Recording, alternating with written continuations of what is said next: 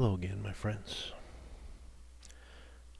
In this series, we have been talking about the basics of Vedanta, trying to discover what it is that we are. Why is it that we are seeking? What is the basic idea that I have about myself? What is my relationship to the world? Is I the body? Is I the mind? What is that subject I? How is that subject I known? We've looked into forms and existence, and we have seen that there is no separate existence to be found, that there is only changing forms of that existence, of that intelligence, which is the essence. One essence, expressing as everything.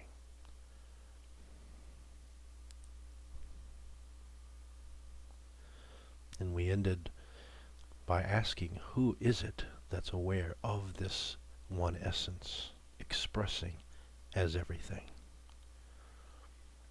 Who is it that stands apart to be aware of that one essence? That the subject I had no form of its own. It had no identifiable attributes. It was not available to us via a specific means of knowledge, a specific means of measurement.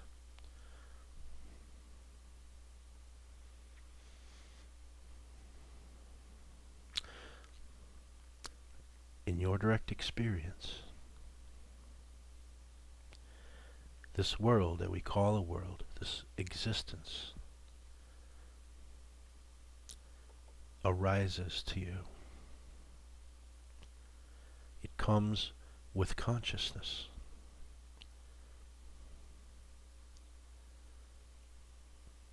With the coming of consciousness, there is the world. What we're really saying is, with the coming of consciousness, there is the means of specific measurement of that one essence. Consciousness is the means of knowledge of that one essence. That means consciousness is the way you know that essence, which is appearing as everything. Consciousness is the capacity to know that intelligence.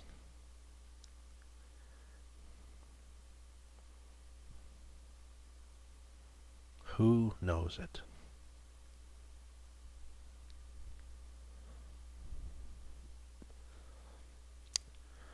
Where is the boundary between you and that expression, between you and that essence?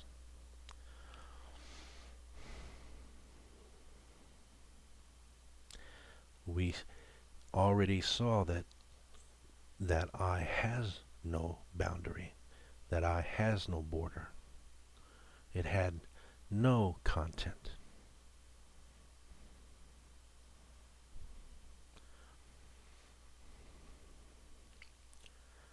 So what are you?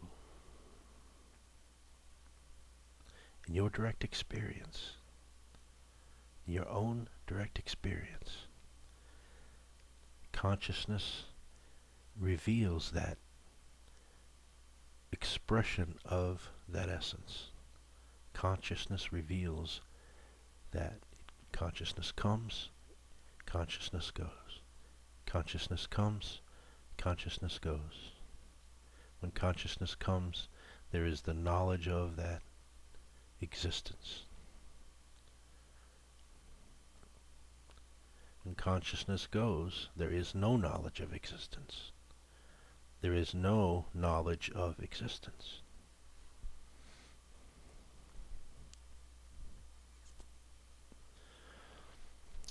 In your own direct experience,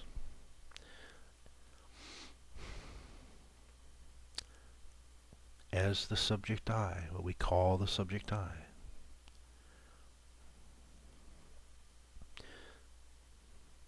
Isn't consciousness the capacity for you to know that you exist? For you to know of existence? Isn't consciousness the capacity to know yourself?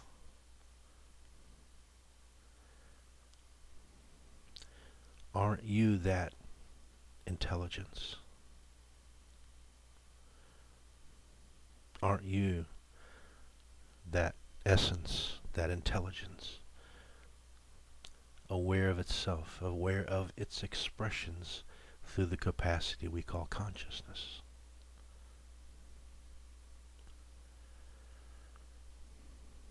Isn't the subject I really just another concept?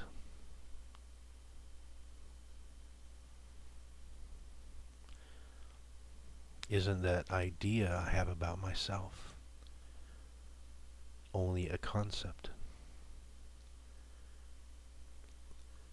Falsely taking existence to be separate, and in doing so I assert the world as my opposite, when in my own direct experience I am that intelligence aware of itself through the capacity of consciousness.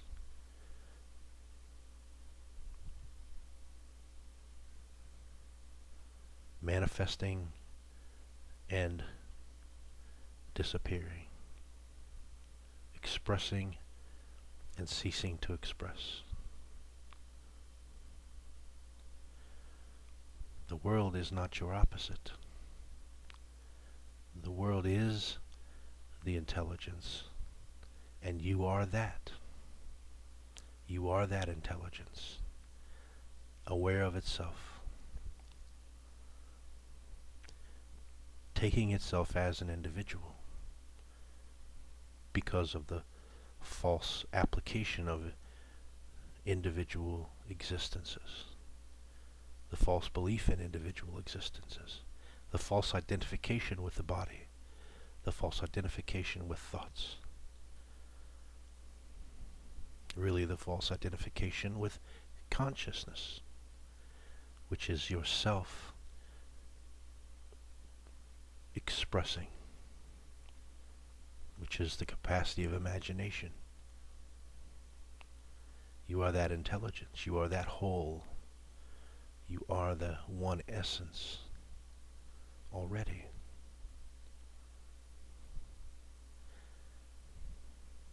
So we've backed out of separate existence. We've backed out of the concepts.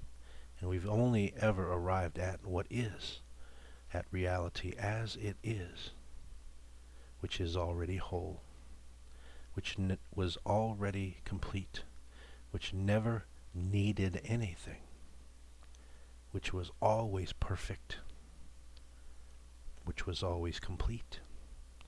You are that. The equation in Vedanta is Tat Tvam Asi. That means you are that. You are that already. Therefore, there is no further question. There is nothing left to find. There is only what is, and you are that. Thanks for listening. Love to you.